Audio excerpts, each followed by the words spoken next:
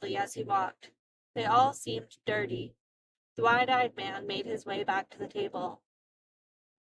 Customers sat at nearby tables were stealing glances at the sporadic trio.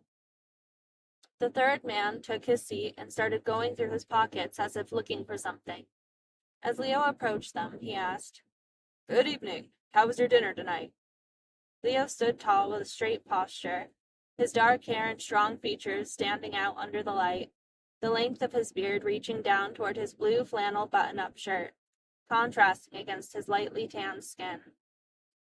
The man slouched over didn't move, but the other man and the woman next to him looked up in response. The woman smiled menacingly, presenting some brown, decaying teeth. Something about the look in her eye was wrong. And then she spoke. "Are you the manager? 'Cause I need the manager." When she said this, her voice didn't seem to match her looks. The iris of her eyes were very dark, and in the center, her pupils seemed an impossible shade of black. "I am the manager. How can I help you?" Leo promptly responded, as Sadie passed by him, attending to her other tables. "We won't be paying for this. Your pretty little waitress over there spit in my food." Hearing this, Leonardo noticed Sadie looked in the table's direction, but being in the middle of taking a new order, only glanced over quickly, giving Leo a "what the heck" expression. Leonardo looked over the table and the plates and could see mostly everything had been eaten.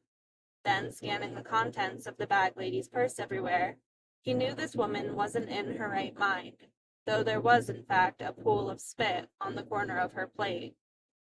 She spoke loudly, and her comments were easily heard by other patrons. They all started sneaking glances at the problematic table. It wasn't long before Sadie herself came to join Leo in the confrontation. "Ma'am, I would never do that. That's absolutely not true," Sadie stated incredulously. The bag woman stood up at this, knocking a few random purse items from the table.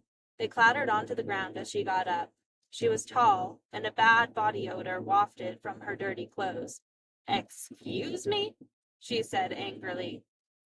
"Shut your mouth, you dirty tramp. I wasn't talking to you." The woman was steaming and glared into Sadie's eyes. "You think just because you have a pretty little face that you're any better than me?" Sadie took an involuntary step backwards and reflected